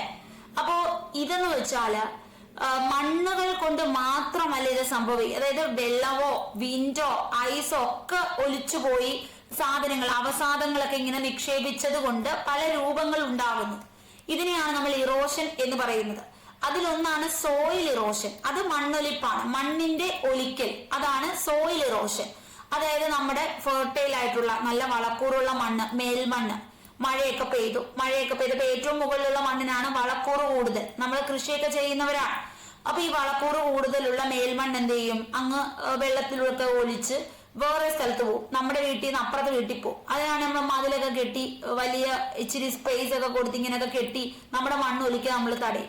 കാര്യം 1500-2000 വർഷങ്ങളൊക്കെ കൊണ്ട് ഇച്ചിരി മണ്ണുണ്ടാവുന്നത്. ഈ മണ്ണ് നമ്മൾ കളഞ്ഞാൽ നമുക്ക് പിന്നെ മണ്ണ് കിട്ടുവോ? ഇല്ല. നമ്മളിപ്പോ നമ്മുടെ വീട്ടിൽ നിന്ന് മണ്ണൊലിച്ച് അപ്പുറത്തെ വീട്ടിൽ പോയി മഴ കഴിയുമ്പോൾ നമ്മൾ പോയി ഒരു പാത്രമൊക്കെ കൊണ്ടുപോയി കോരി ഇപ്പുറത്ത് കൊണ്ടിടാൻ പറ്റും. ഞങ്ങളുടെ വീട്ടിലെ മണ്ണ് ഒലിച്ച് വന്നത് ഞങ്ങൾക്ക് വേണമെന്ന് പറഞ്ഞ് പിടിച്ചുകൊണ്ട് വരാൻ പറ്റുമോ? ഇല്ല. പിന്നെ വഴക്കാവും രണ്ടുപേരും തമ്മിൽ, ഇല്ല. അപ്പൊ നമ്മൾ വേണമെങ്കിൽ വല്ല ബണ്ടിലൊക്കെ കെട്ടി നമ്മുടെ മണ്ണിനെ സംരക്ഷിക്കണം. മണ്ണ് സംരക്ഷിക്കാനാണ് നമ്മൾ കുറെ ചെടികളൊക്കെ വൃക്ഷങ്ങളൊക്കെ വെച്ച് പിടിപ്പിക്കും. അപ്പൊ വൃക്ഷങ്ങളുടെ വേരിലൊക്കെ തട്ടി അവിടെ നിന്നോളും നമ്മുടെ മണ്ണ്. പിന്നെ നമ്മുടെ ആ ഒരു അതിരൊക്കെ നിങ്ങൾ നോക്കാമെങ്കിൽ ഇച്ചിരി പൊക്കി മണ്ണൊക്കെ ഇടും. കാര്യം ഇവിടുന്ന് മണ്ണ് ഒലിച്ച് അങ്ങോട്ട് ചെന്നാൽ പൊക്കം ഉള്ളത് കൊണ്ട് ഇവിടുന്ന് താഴോട്ട് പോകത്തില്ല. അതിനൊക്കെ വേണ്ടിയിട്ടാണ് നമ്മൾ ഇങ്ങനെയൊക്കെ ചെയ്യുന്നത്. അപ്പൊ ഇവിടെ അപ്പർ ലെയർ നമ്മുടെ മണ്ണിന്റെ മേൽമണ്ണ്, മുകളിലുള്ള മണ്ണ് എന്ത് ചെയ്യുന്നു? നല്ല ന്യൂട്രിയൻസ് ഒക്കെ ഉള്ള നമ്മുടെ നല്ല ഗുണമുള്ള ആ മണ്ണ് ഒലിച്ചു പോകുന്നതിനെയാണ് മണ്ണൊലിപ്പ് എന്ന് പറയുന്നത്. ഇത് കണ്ടോ, ഈ സമുദ്രം നോക്കുമ്പോൾ നമ്മള് ബീച്ചിലൊക്കെ പോകും. അപ്പൊ ഇങ്ങനെ എപ്പോഴും വന്ന് വെള്ളം ഒലിച്ചൊലിച്ച് ഇവിടുന്ന് മണ്ണുകളെല്ലാം ഇടിച്ചു കൊണ്ടുപോയിക്കൊണ്ടിരിക്കുകയാണ്. ഇതിനാണ് മണ്ണൊലിപ്പ് എന്ന് പറയുന്നത്. അപ്പൊ ഇറോഷൻ എന്ന് പറയുമ്പോൾ സോയിലിന്റെ മൂവ്മെന്റ് ആകാം, അല്ലെ, മണ്ണ് കൊണ്ടുള്ളതാകാം. ഇത് കണ്ടോ, റോക്ക് കൊണ്ടുള്ള മൂവ്മെന്റ്സ് ആകാം. അവസാദങ്ങൾ വെള്ളം കാരണം ഉണ്ടാകുന്നതാകാം. കാറ്റുകൾ കാരണം മരുഭൂമിയിലൊക്കെ ഒരു ഭാഗത്ത് ഇവിടെ ഇങ്ങനെ കൂന കെട്ടി മണ്ണിരുന്നേത് വലിയൊരു കാറ്റ് മരുഭൂമിയിൽ വീശുമ്പോൾ ഇച്ചിരി കഴിയുമ്പോൾ ഇപ്പുറത്ത് വേറൊരു ഷേപ്പിൽ കൂന കെട്ടിയിരിക്കുന്ന കാണാം. വീണ്ടും കാറ്റ് വീശുമ്പോൾ അടുത്ത ഷേപ്പിൽ ഇവിടെ ഒരു കൂന കെട്ടും. അപ്പൊ ഇങ്ങനെ ഷേപ്പുകൾ മാറിക്കൊണ്ടേയിരിക്കും. അപ്പോ അതുപോലെ തന്നെ ഹിമാനികളും എന്തുണ്ടാക്കുന്നുണ്ട്? ഇങ്ങനത്തെ ഷേപ്പുകളൊക്കെ ഉണ്ടാക്കും. പിന്നെ നമുക്കിങ്ങനെ നമ്മുടെ സമുദ്രങ്ങളിലും എന്ത് കാണാൻ പറ്റും? ഇറോഷൻസ് കാണാൻ പറ്റും. അപ്പൊ ഇവര് കണ്ടിന്യൂസ് ആയിട്ട് ഇങ്ങനെ ചെയ്യുന്നതിന്റെ ഭാഗമായിട്ട് പലതരത്തിലുള്ള രൂപങ്ങൾ നമുക്ക് ഭൂമിയിൽ കാണാൻ പറ്റും. ഇതിനെയാണ് നമ്മൾ ഈ ഇറോഷൻ, മണ്ണൊലിപ്പ്, soil erosion, water erosion, wind erosion എന്നൊക്കെ പറയുന്നത്. അപ്പോ ഇതൊരു വാട്ടർഫാൾ ആണ്. നിങ്ങൾക്ക് മനസ്സിലാക്കാൻ ഇച്ചിരി ബുദ്ധിമുട്ടുണ്ട്. ഞാൻ പറഞ്ഞ് കംപ്ലീറ്റ് ആകുമ്പോഴേ നമുക്ക് അങ്ങോട്ട് പെർഫെക്റ്റ് ആയിട്ട് മനസ്സിലാവൂ. ക്ലിയർ ആണോ? കാര്യം നമുക്ക് മണ്ണൊലിപ്പ് മാത്രമേ ഇറോഷൻ എന്ന് ചോദിച്ചാൽ അറിയാവുള്ളൂ. മണ്ണൊലിപ്പ് അല്ലാതെ മറ്റൊരു സാധനവും അറിയത്തില്ല. അപ്പോ ഇത് പല രൂപങ്ങളിലേക്ക് ഞാൻ പറഞ്ഞു പോവുകയാണ്. അപ്പോ നമ്മുടെ ഒഴുകുന്ന വെള്ളം, അപ്പൊ ഇത് ഭൂമിക്കടിയിൽ നമ്മളിങ്ങനെ നേരെയാ ഒഴുകുന്നെങ്കിൽ സാധാ ഒരു ലേക്ക് പോലെ അല്ലെങ്കിൽ ഒരു പോണ്ട് പോലെ ഒരു റിവർ, നദി പോലെ ഇങ്ങനെ ഒഴുകിക്കൊണ്ടിരിക്കും. എന്നാൽ പെട്ടെന്ന് ഒരു താഴ്ചയിലോട്ട് ഒഴുകിയപ്പോഴാണ് നമുക്കൊരു പുതിയ രൂപം കിട്ടിയത്. അതിന്റെ പേരാണ് വാട്ടർഫാൾസ് അല്ലെങ്കിൽ വെള്ളച്ചാട്ടം. ആണോ? വലിയ കട്ടിയുള്ള പാറകളിൽ നിന്നൊക്കെ ഇത് താഴോട്ട് ഒഴുകുന്നു. അപ്പോഴാണ് നമുക്ക് കാണാൻ പറ്റുന്നത് വെള്ളച്ചാട്ടം. നേരെ ഇത് ഒഴുകുമായിരുന്നെങ്കിൽ നമുക്ക് ഇങ്ങനത്തെ ഒരു അടിപൊളി സാധനം കാണാൻ പറ്റുമോ? വെള്ളച്ചാട്ടം കാണാൻ നല്ല രസമല്ലേ? അപ്പൊ ഇതിങ്ങനെ താഴോട്ട് ഒഴുകുമ്പോഴാണ് നമുക്ക് ഈ വെള്ളച്ചാട്ടം എന്ന് പറയുന്ന സാധനം കാണാൻ സാധിക്കുന്നത്. അപ്പൊ running water in the river erodes the landscape. ഇതാണ് വെൻ ദ റിവർ ഇങ്ങനെ താഴോട്ട് ഒരു ആംഗിളില്, അല്ലെ, ഒരു ചരിഞ്ഞിങ്ങനെ ഒഴുകുമ്പോഴാണ് നമുക്ക് എന്ത് കാണാൻ പറ്റുന്നത്? വാട്ടർഫോള് കാണാൻ പറ്റുന്നത്. ഇത് വെള്ളം ഒഴുകി വരുന്നതിന്റെ ഒരു രൂപമാറ്റമാണ് ഈ വെള്ളച്ചാട്ടം. മറ്റൊരെണ്ണമുണ്ട്. ഒരു നദി ഇങ്ങനെ വളഞ്ഞു പുളഞ്ഞ് ഒഴുകുന്നു. വളഞ്ഞു പുളഞ്ഞ് ഒഴുകത്തില്ലേ? ഇങ്ങനെ എസ് ഷേപ്പ് പോലെ ഇങ്ങനെ ഒഴുകത്തില്ലേ? ഈ എസ് ഷേപ്പ് ഇങ്ങനെ വളഞ്ഞൊഴുകുന്നതിനെ വിളിക്കുന്ന പേരാണ് മിയാണ്ടർ. മലയാളത്തിലും മിയാണ്ടർ എന്നാണ് വിളിക്കുന്നത്. അപ്പൊ നമ്മുടെ നദികൾക്കൊക്കെ പല ഷേപ്പാണ്. നിങ്ങൾക്ക് ശാസ്താംകോട്ട കായൽ അറിയാമോ? ശാസ്താംകോട്ട കായല് കൊല്ലം ജില്ലയിലെ ശുദ്ധജല തടാകം, ഇതിന് എഫ് ഷേപ്പാണ്. നമ്മുടെ കൊല്ലം ജില്ലയിൽ തന്നെ അഷ്ടമുടി കായലുണ്ട്, അതിന് പനയോലയുടെ ഷേപ്പാണ്. ഇനി വയനാട് ജില്ലയില് ഒരു തടാകമുണ്ട്, അതിന്റെ പേരാണ് മേപ്പടി, അതിന് ലവ് ഷേപ്പാണ്, ഹൃദയത്തിന്റെ ഷേപ്പാണ്. അപ്പോ നമ്മുടെ കായലുകൾക്കും തടാകത്തിനും ഒക്കെ ചിലതിനൊക്കെ പല ഷേപ്പുകൾ കാണാം. ഇനി ചില നദികളൊക്കെ ഇങ്ങനെ വളഞ്ഞു പുളഞ്ഞു ഒഴുകുന്നു. ഇങ്ങനെ വളഞ്ഞ് ഈ സി പോലത്തെ ഷേപ്പ് വരുന്നുണ്ടോ? ഈ ഷേപ്പ് ഒഴുകുന്ന നദികളെ നമ്മൾ വിളിക്കുന്ന പേരാണ് മിയാണ്ടർ. മലയാളത്തിലും മിയാണ്ടർ എന്ന് തന്നെയാണ് പറയുന്നത്. ഡൗട്ട് ഉണ്ടോ? അപ്പൊ വെള്ളം രണ്ട് തരത്തിലുള്ള സാധനം ഉണ്ടാക്കി. ഒന്ന് വെള്ളച്ചാട്ടം ഉണ്ടാക്കി, രണ്ട് വളഞ്ഞു പുളഞ്ഞൊഴുകിയപ്പോ അതിനൊരു പേര് വിളിച്ചു മിയാണ്ടർ. ഇത്രയും കിട്ടിയോ? മിയാണ്ടർ കിട്ടിയോ? ഇങ്ങനെ വളഞ്ഞു പുളഞ്ഞു ഒഴുകിക്കൊണ്ടിരുന്നതാണ്. കുറച്ചു നാള് കഴിഞ്ഞപ്പോ ഇത് ഇത്രയും വളഞ്ഞില്ലേ? ഈ വളഞ്ഞ സാധനം ഇവിടെ, ഈ സാധനം ഇങ്ങനെ വളയുന്നതിന് പകരം ഇതിങ്ങനെ വന്നിട്ട് ഇങ്ങനെ അങ്ങ് നേരെ ഒഴുകി. എന്നിട്ട് വീണ്ടും വളഞ്ഞ് വേറെ ഒഴുകുന്നു. അപ്പൊ ദാ ഇത്രയുള്ള ഒരു ഷേപ്പ് ഉണ്ടായിരുന്നല്ലോ, ഇങ്ങനത്തെ ഷേപ്പ്. ഇങ്ങനത്തെ ഷേപ്പ് മാത്രം ദാ ഇങ്ങനെ ദൂരെയായി പോയി. ഈ ഷേപ്പ് മാത്രം ഇങ്ങനെ ഇതിന്റെ കൂടെ ഒഴുകിക്കൊണ്ടിരുന്ന കുറച്ചു നാൾ കഴിഞ്ഞപ്പോ ഇവരിങ്ങനെ നേരെ അങ്ങായി, ഇവരിങ്ങനെ അങ്ങ് നേരെയായി പതുക്കെ. പക്ഷെ ഇവരെന്ത് ചെയ്യും, ദൂരെ ഇങ്ങനെ ഒരു സി ഷേപ്പ് ഇവിടെ ഇങ്ങനെ ഇരിക്കും, പാത്തിരിക്കും. ഇവരൊറ്റയ്ക്ക് ഇങ്ങനെ ഈ ഒരു വലിയ നദിയുടെ ഭാഗമായിരുന്നു. ഇച്ചിരി നാൾ കഴിഞ്ഞപ്പോ ഇവർ ഒറ്റയായിപ്പോയി.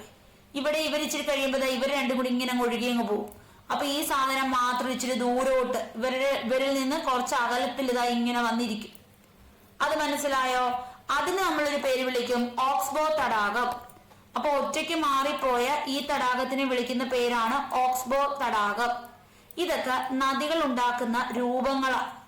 ഈ നദികൾ ഉണ്ടാക്കുന്ന രൂപങ്ങളാണ് എന്ത്? ഓക്സ്ബോ തടാകം. ക്ലിയർ ആണോ? എല്ലാവർക്കും പിടികിട്ടിയോ? പിടികിട്ടിയവരെല്ലാം ലൈക്ക് ചെയ്തേ. പിടികിട്ടിയോ? അപ്പോൾ നമ്മൾ നദികൾ 3 ഉണ്ടാക്കി. ഒന്ന് വെള്ളച്ചാട്ടം ഉണ്ടാക്കി, ഒന്ന് മിയാണ്ടർ ഉണ്ടാക്കി, മറ്റൊന്ന് ഓക്സ്ബോ തടാകം ഉണ്ടാക്കി. വർഷങ്ങൾ എടുക്കും. ഇവര് ആദ്യം വളഞ്ഞു കുളഞ്ഞ് ഒഴുകുന്നവരാണ്. കുറെ വർഷങ്ങൾ കഴിയുമ്പോൾ ഇവർ നേരെ ഒഴുകും. ഇങ്ങനെ അടുത്തടുത്ത് വന്ന് അവരൊന്നാവും, മറ്റേ ആൾ ഒറ്റപ്പെട്ടു. ആ ഒറ്റപ്പെട്ട ആളെ വിളിക്കുന്ന പേര് ഓക്സ്ബോ തടാകം. ക്ലിയർ ആണ്? അപ്പോ ഇത് നോക്കിയേ, the river enters the plain, it twist, ഇങ്ങനെ ട്വിസ്റ്റ് ആകുന്നു. ടേൺസ് ഫോമിങ് ലാർജ് ബെൻസ്, വലിയ ബെൻഡുകൾ ഉണ്ടാക്കുന്നു. ഇതിനെയാണ് മിയാണ്ടർ എന്ന് വിളിച്ചത്. ഇതിനെ മിയാണ്ടർ എന്ന് വിളിച്ചു. ഇനിയോ, due to continuous erosion deposition along the sides of the meander oxbow lake is created. അപ്പോ ഇങ്ങനെ എന്ത് ചെയ്യുന്നു, വെള്ളം ഇങ്ങനെ ഒഴുകി പോവുകയാണ്. ഒരുപാട് അവസാദങ്ങളൊക്കെ ഇങ്ങനെ വലിയ കല്ലുകൾ, കുഞ്ഞു കുഞ്ഞു കല്ലുകൾ, മണ്ണുകൾ, ഇതൊക്കെ ഇങ്ങനെ ഒഴുകി കൊണ്ടുവരികയാണ്. അപ്പൊ ഇവിടെയൊക്കെ അതൊക്കെ അങ്ങ് ഡിപ്പോസിറ്റ് ആയി ഇവിടെ ഇങ്ങനെ എന്ത് ചെയ്യും, നേരെ ഒഴുകും. അപ്പൊ അങ്ങനെയാണ് ഇങ്ങനെ ഒരു അറ്റത്തൊരു കർവ് ഷേപ്പിൽ ഒരു സാധനം, ഒരു വെള്ളത്തിന്റെ അംശം ഇവിടെ നിൽക്കും. ഇതിനെയാണ് നമ്മൾ ഓക്സ്ബോ തടാകം എന്ന് വിളിക്കുന്നത്. ഇത്രയും മനസ്സിലായോ? ഇപ്പൊ നമുക്കറിയാം ആയിരക്കണക്കിന് വാട്ടർഫാൾസ് ഉണ്ട് നമ്മുടെ ലോകത്ത്. ഹയസ്റ്റ് വാട്ടർഫാൾസ് ലോകത്തിലെ ഏഞ്ചൽ ഫാൾസ് ആണ്. അത് വെനസ്വേലയിലാണ്, തെക്കേ അമേരിക്കയിലുള്ള വെനസ്വേലയിലാണ്. നമ്മുടെ ലോകത്തിലെ തന്നെ ഏറ്റവും ഹൈറ്റിലുള്ള, ഉയരത്തിലുള്ള വാട്ടർഫാൾസ് ഏഞ്ചൽ ഫാൾസ് ആണ്. ഇനി നയാഗ്ര ഫാൾസ് ഇല്ലേ, അത് കാനഡയുടെയും അമേരിക്കയുടെയും ഒരു ബോർഡറിലാണ്, നോർത്ത് അമേരിക്കയിലാണ്. വിക്ടോറിയ ഫാൾസ് ഉണ്ട്, അത് സാംബിയയുടെയും സിംബാബ്വേയുടെയും ബോർഡറിലാണ്, ആഫ്രിക്ക വൻകരയിലാണ്. അപ്പൊ ആയിരക്കണക്കിന് വാട്ടർഫാൾസ് ഉണ്ട്. ഹയസ്റ്റ് വാട്ടർഫാൾസ് ആണ് ഏഞ്ചൽ ഫാൾസ് ഉണ്ട് വെനസ്വേല, സൗത്ത് അമേരിക്കയിൽ. മറ്റൊരെണ്ണമാണ് Niagara Falls, Canada, America, North അമേരിക്കയിലാണ്. ഇനി വിക്ടോറിയ ഫാൾസ് ഉണ്ട്, അത് സാംബിയ ആൻഡ് സിംബാബ്വെ, ആഫ്രിക്കയിലാണ്. നമ്മൾ 3 വെള്ളച്ചാട്ടങ്ങളെ കുറിച്ചാണ് പറഞ്ഞത്. ക്ലിയർ ആണ്? അപ്പൊ കേരളത്തിലെ വലിയ വെള്ളച്ചാട്ടം ഏതാണ്? മലമ്പുഴ വെള്ളച്ചാട്ടം. മലമ്പുഴ അണക്കെട്ട്, വലിയ വെള്ളച്ചാട്ടം മലമ്പുഴ അണക്കെട്ട്. ഇനി കേരളത്തിലെ വെള്ളച്ചാട്ടങ്ങൾ നിങ്ങൾക്കറിയാമോ? വയനാട്ടിൽ ഒരു സൂചിപ്പാറയുണ്ട്, കൊല്ലത്തൊരു ആര്യങ്കാവ് വെള്ളച്ചാട്ടം ഉണ്ട്, അല്ലെ? ഒരുപാട് വെള്ളച്ചാട്ടങ്ങൾ നമുക്കറിയാം. ഇനി നമ്മുടെ കർണാടകയിലുള്ള വെള്ളച്ചാട്ടം അറിയാവോ? ഇന്ത്യയിലെ ഒരു വലിയ വെള്ളച്ചാട്ടമാണ് കർണാടകയിലുള്ള വെള്ളച്ചാട്ടം. അപ്പോ ഇനി നമുക്ക് പറയാനുള്ളത്, ഇത്രയും കാര്യങ്ങൾ പിടികിട്ടിയോ? ഇത്രയും കാര്യങ്ങൾ മനസ്സിലായിട്ടുണ്ടോ? എല്ലാവർക്കും പിടികിട്ടിയോ? ഇത് കണ്ടോ, മെയിൻ റിവർ. ഈ ഒരു മെയിൻ ആയിട്ടുള്ള ഒരു റിവർ ഉണ്ട്. ഈ റിവർ ഇങ്ങനെ അങ്ങോട്ടും ഇങ്ങോട്ടും ഒക്കെ ഒഴുകും. ഇതിനെ വിളിക്കുന്ന പേര് ട്രിബ്യൂട്ടറി അല്ലെങ്കിൽ ഡിസ്ട്രിബ്യൂട്ടറി അല്ലെങ്കിൽ കൈവഴി എന്ന് വിളിക്കും. ഇതിങ്ങനെ അങ്ങോട്ടും ഇങ്ങോട്ടും ഒക്കെ ശാഖകൾ, ബ്രാഞ്ചസ് ഒക്കെ ഉണ്ടാക്കി ഒഴുകി അങ്ങ് പോകും. പല സ്റ്റേറ്റുകളിലൂടെ ഒക്കെ ഇങ്ങനെ ഒഴുകും. ഇതിനെയാണ് ഡിസ്ട്രിബ്യൂട്ടറി അല്ലെങ്കിൽ എന്ത് പറയും, കൈവഴി എന്ന് വിളിക്കും. ഇനി each distributary forms it's on mouth ഉണ്ടാക്കും. മൗത്ത് എന്നാണ് ഇതിന്റെ എൻഡ് പോയിന്റിനെ വിളിക്കുന്നത്. അപ്പോ അവസാദങ്ങളൊക്കെ എന്ത് ചെയ്യും, മൗത്തിൽ ഇവര് കളക്ട് ചെയ്യും. ഈ വെള്ളം ഒഴുകുമ്പോ അടുത്തുള്ള കൊച്ചു കല്ലുകളും മണ്ണുകളും കമ്പുകളും ഈ തടിക്കഷ്ണവും എല്ലാം ഇങ്ങനെ ഒഴുക്കി കൊണ്ടുപോകും, അല്ലെ? അപ്പൊ ഈ മൗത്ത് ഇത് ഒരു വലിയ കടലിലോട്ട് ലയിക്കും വന്ന അവസാനം. ആ ഒരു ഭാഗം from all the mouths forms A delta. ഇത് എല്ലാം കൂടെ വന്നു ചേരുന്ന ഭാഗമാണ് നമ്മൾ ഡെൽറ്റ എന്ന് വിളിക്കുന്നത്. ഇത് കണ്ട, ഡെൽറ്റ എന്ന് പറയുമ്പോൾ ഒരു ത്രികോണ ഷേപ്പ് ആയിരിക്കും നമ്മളുടെ ഡെൽറ്റ. ഡെൽറ്റ എന്ന് പറയുന്നത് എന്തായിരിക്കും? ഒരു ത്രികോണ ഷേപ്പ് ആയിരിക്കും. അപ്പൊ വെള്ളം എന്ന് പറയുന്നത് ഒരു റിവർ അല്ലെ. റിവർ എന്ന് വെച്ചാൽ ഒരു നദി ഒഴുകുകയാണ്, അത് ഒരുപാട് കുഞ്ഞു കുഞ്ഞു നദികളായി ഒഴുകും. അതിനെയാണ് നമ്മൾ ഡിസ്ട്രിബ്യൂട്ടറി എന്ന് വിളിക്കുന്നത്, കൈ വഴി എന്ന് വിളിക്കുന്നു, കൈ വഴി എന്ന് വിളിക്കുന്നു. ഇനി ഈ റിവർ സ്ലോയില് പോകുന്നു. സ്ലോയില് പോകുമ്പോൾ ഇത് അവസാദങ്ങള് കുറെ ഇതിനകത്തോട്ട് വരും. അതിന്റെ കല്ലാകാം, കുഞ്ഞു കുഞ്ഞു കല്ലാകാം, മണ്ണാകാം, തടിയാകാം, നമ്മൾ വലിയ ബോട്ട് ഒഴുക്കി വിടുന്ന പേപ്പർ ബോട്ട് ആകാം, എന്തെങ്കിലുമൊക്കെ അവസാദങ്ങൾ ഇതിനകത്ത് വീഴുന്നു. അപ്പൊ each distributary forms it's on mouth. ഓരോന്നും അതിൻ്റെതായ എന്ത് ചെയ്യുന്നു, ഇങ്ങനെ കൈവഴികളിൽ കണ്ടോ, ഇങ്ങനെ ഒഴുകി ഒഴുകി ഇങ്ങനെ കൊണ്ടുപോവുകയാണ്. അവസാനം ഇത് പോയി ഏതെങ്കിലും ഒരു കടലിൽ പതിക്കും. അപ്പൊ സെഡിമെന്റ്സ് എല്ലാം എന്ത് ചെയ്യുന്നു, ഇത് മൗത്തിൽ കളക്ട് ചെയ്തിട്ട് ഇതൊരു ഡെൽറ്റ ഫോം ചെയ്യുന്നു. അവസാനം ഇത് ഒഴുകുമ്പോൾ ആണ് ഡെൽറ്റ എന്ന് പറയുന്ന സാധനം ഫോം ആകുന്നത്. ഇത്രയും കാര്യങ്ങൾ മനസ്സിലായോ? ഇത് കണ്ടോ, ഇതാണ് മണ്ണുണ്ടാക്കുന്ന ഫോം. ഇതാണ് ഐസ് ഉണ്ടാക്കുന്നത്. ഐസ് ആണെങ്കിൽ യു ഷേപ്ഡ് ഒക്കെ താഴ്വരകളൊക്കെ നമുക്ക് ഉണ്ടാക്കുന്നതായി കാണാൻ പറ്റും. അതുപോലെ കടലാണെങ്കിൽ ചെങ്കുത്തായ ക്ലിഫുകൾ രൂപങ്ങളൊക്കെ ഉണ്ടാക്കുന്ന നമുക്ക് കാണാൻ പറ്റും. ക്ലിഫ് രൂപങ്ങൾ, ചെങ്കുത്തായ ഇങ്ങനത്തെ പാറകൾ നിങ്ങൾ കണ്ടിട്ടുണ്ടായിരിക്കും. വർക്കലയിലൊക്കെ പോകുമ്പോൾ വർക്കല ക്ലിഫ് എന്ന് തന്നെ പറയാറുണ്ട്. അപ്പൊ ഇതാണ് ഈ സീ ക്ലിഫ്, അതായത് സ്റ്റീപ്പ് റോക്കി. നമുക്ക് ഇടയിലൊക്കെ ഇങ്ങനെ സ്റ്റീപ്പായിട്ടുള്ള റോക്കി ഒരു പാറകളെ കാണാൻ പറ്റും. ഇതിനെയാണ് ക്ലിഫ് എന്ന് പറയുന്നത്. അതായത് ഓരോ സാധനങ്ങളും ഒഴുകുമ്പോൾ പുതിയ പുതിയ രൂപങ്ങൾ സൃഷ്ടിക്കുന്നു. നദിയാണെങ്കിൽ വെള്ളച്ചാട്ടം, മിയാണ്ടർ, ഓക്സ്ബോ തടാകം. ഇനി നമ്മുടെ കടലാണെങ്കിൽ എന്തുണ്ടാക്കി? ക്ലിഫ് ഉണ്ടാക്കി. നദിയുടെ ഡെൽറ്റ ഭാഗവും കണ്ടു. പിന്നെ ഐസ് ആണെങ്കിൽ എന്തുണ്ടാക്കുന്നുണ്ട്? ഐസ്. ഇത് മൊറൈൻസ് ഒക്കെ, അതായത് യു താഴ്വരകൾ ഇങ്ങനെ ഒഴുകി പോകുമ്പോ അറ്റത്ത് ഇങ്ങനെ ചെറിയ മഞ്ഞിന്റെ ഒരു, നമ്മളിത് പാടം, നെൽപ്പാടമൊക്കെ പോലെ തന്നെ ഇവിടെയും കുഞ്ഞു കുഞ്ഞു സാധനങ്ങൾ ഇങ്ങനെ ഉണ്ടാക്കും. ഇതിനെയാണ് എന്ത് പറയുന്നത്? മൊറൈൻസ് എന്ന് പറയുന്നത്. മൊറൈൻസ് ചെറിയ ഒരു ഭാഗമാണ്, ചെറിയ ഷേപ്പിൽ വരുന്ന മഞ്ഞിന്റെ ഇങ്ങനത്തെ ഭാഗമാണ്. നമ്മൾ ഈ പാടത്ത് വരയ്ക്കത്തില്ലേ, പാടത്തിന് കുഞ്ഞു മണൽത്തട്ട ഉണ്ടാകത്തില്ലേ, അതുപോലെ ഈ മഞ്ഞുകൾ ഇങ്ങനെ ഒഴുകി പോകുമ്പോൾ ചെറിയ അതേപോലത്തെ ഭാഗങ്ങൾ ഉണ്ടാകും. അതിനെയാണ് ഗ്ലേഷ്യൽ മൊറൈൻസ് എന്ന് വിളിക്കുന്നത്. ഇതുപോലെ മരുഭൂമിയിലൊക്കെ പോകുമ്പോൾ മണ്ണിന്റെ പല രൂപങ്ങളും കാണും.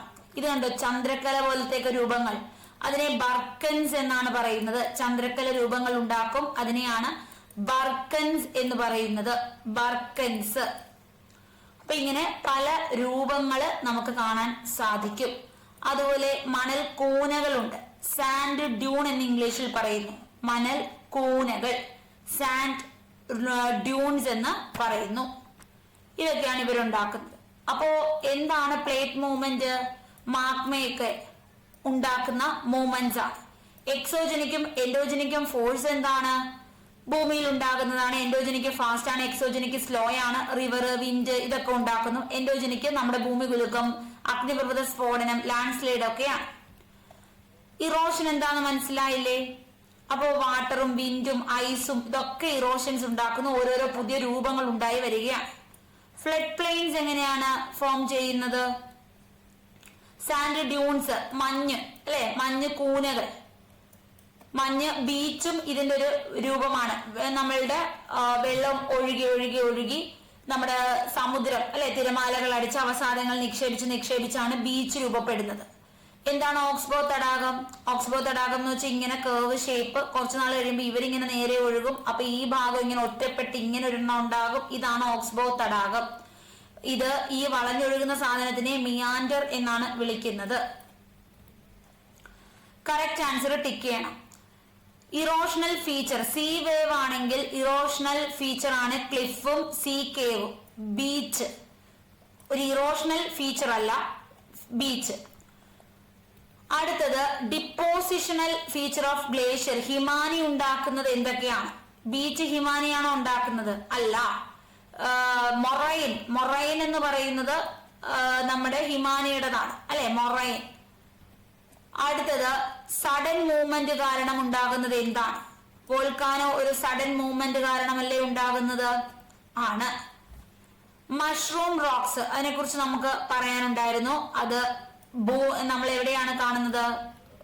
മരുഭൂമിയിലാണ് മഷ്റൂം റോക്സ്. അതായത് മഷ്റൂം റോക്സ് കാണപ്പെടുന്നത് എവിടെയാണ്? മരുഭൂമിയിലാണ്. കാറ്റുകൾ കാരണമാണിത് ഉണ്ടാകുന്നത്. കാറ്റുകൾ കാരണമാണ്. Oxbow lakes are found in. എവിടെയാണ് ഓക്സ്ബോ ലേക്ക് നിങ്ങൾ കണ്ടത്? ഹിമാനിയിലാണോ? അല്ല. മരുഭൂമിയിലാണോ? അല്ല. റിവർ വാലിയിലാണ്. റിവർ വാലിയിലല്ലേ? ആണല്ലോ. ഓക്കെ, അപ്പൊ നിങ്ങൾ ഒന്ന് ആലോചിച്ച് നോക്കിയേ. ഇതിനകത്ത് erosional feature of sea waves, sea cave ഉണ്ട്, ക്ലിഫ് ഉണ്ട്. ഡിപ്പോസിഷണൽ ഫീച്ചർ ഓഫ് ഗ്ലേഷ്യർ ഏതാണ്? മൊറൈൻ ആണ്. സഡൻ മൂവ്മെന്റ് എർത്ത് ഏതായിരുന്നു? വോൾക്കാനോ. മഷ്റൂം റോക്ക് എന്ന് വെച്ചാല് നമുക്ക് മരുഭൂമിയിൽ കണ്ടതാണ്. ഓക്സ്ബോ ലേക്ക് എന്ന് വെച്ചാല് റിവർ വാലിയാണ്. ക്ലിയർ ആണോ? അപ്പൊ നമ്മൾ പഠിച്ചു വെക്കേണ്ടത് വിൻഡ് എന്തൊക്കെ രൂപങ്ങൾ? സാൻഡ് ഡ്യൂൺ ഉണ്ടാക്കുന്നു, മണൽക്കൂന. മഷ്റൂം റോക്ക് ഉണ്ടാക്കുന്നു വിൻഡിന്റെ. പിന്നെ സാൻഡ് ഡിപ്പോസിറ്റ് ചെയ്യുന്നു വലിയ ഏരിയയിൽ, അതിനെയാണ് ലോയസ് എന്ന് വിളിക്കുന്നത്. ലോയിസ് എന്ന് വിളിക്കും. മണ്ണ് വലിയ കൂനകളായി മണ്ണ് ഇങ്ങനെ ഡിപ്പോസിറ്റ് ചെയ്തിട്ടേക്ക് നമുക്ക് കാണാൻ പറ്റും മരുഭൂമിയിൽ. ഇതിനെയാണ് ലോയിസ് എന്ന് വിളിക്കുന്നത്. അപ്പൊ മണ്ണിന്റെ 3 രൂപങ്ങൾ, ഈ വിൻഡ് കാരണം ഉണ്ടാക്കുന്ന മണ്ണ് രൂപങ്ങൾ: mushroom rock, sand Dune, Lois. നമ്മൾ ഈ മരുഭൂമി പോവാമെങ്കിൽ നിങ്ങൾക്ക് കൂൺ ശിലകൾ കാണാൻ പറ്റും. മരുഭൂമിയിൽ ചില പാറകൾ, അത് കാറ്റടിച്ച് ഇങ്ങനെ ഇരുന്ന പാറയായിരിക്കും. കാറ്റിന്റെ തേയ്മാനം കാരണം ഇങ്ങനെ ഒരു കൂൺ ശിലയായിട്ട് അവസാനം ഇങ്ങനെ കൂൺ ശില പോലെ കാണും. അതിനെയാണ് മഷ്റൂം റോക്ക് എന്ന് വിളിക്കുന്നത്. സാൻഡ് ഡ്യൂണ്, ലോയിസ്, ഈ 3 രൂപങ്ങളാണ് നമുക്ക് കാണാൻ പറ്റുന്ന മണൽക്കൂനയില്. ഈ മഞ്ഞ് കാരണം നമുക്ക് കാണാൻ പറ്റുന്ന ഒരു രൂപമാണ് മൊറൈൻ. ഏതാണ്? മൊറൈൻ. ക്ലിയർ ആണ്? മഞ്ഞ് കാരണമാണ് നമ്മൾ മൊറൈൻ കാണുന്നത്. ബർക്കൻസും മരുഭൂമിയിൽ കാണുന്നതാണ്. ചന്ദ്രക്കല ഷേപ്പിലാണ് കാണുന്നത്. ഇനി നമ്മൾ ബീച്ചിൽ കാണുന്നതാണ് സീ കേവ്സ്. അതില് സീ ക്ലിഫ്. ഇത് രണ്ടും നമ്മുടെ സമുദ്രത്തിൽ കാണപ്പെടുന്നതാണ്. സമുദ്രത്തിന്റെ സീ വേവ്സിൽ കാണപ്പെടുന്നതാണ്. ഓക്കെ ആണ്? ഇത്രയാണ് നമുക്ക് ഈ ഒരു ചാപ്റ്ററിൽ ഡിസ്കസ് ചെയ്യേണ്ടത്. മനസ്സിലാകുന്നുണ്ടോ? മനസ്സിലായവരെല്ലാവരും ഒന്ന് ലൈക്ക് ചെയ്തേ. ഓക്കെ, നമ്മൾ നിർത്തുകയാണ്. അപ്പൊ ക്ലാസ് ഇഷ്ടപ്പെട്ടുണ്ടെങ്കിൽ ലൈക്ക് ചെയ്യാം, സ്മൈലി ഇടാം. എല്ലാവർക്കും പിടികിട്ടിയോ? അപ്പൊ നെക്സ്റ്റ് ക്ലാസ് നമുക്ക് വീണ്ടും കാണാം. Thank you.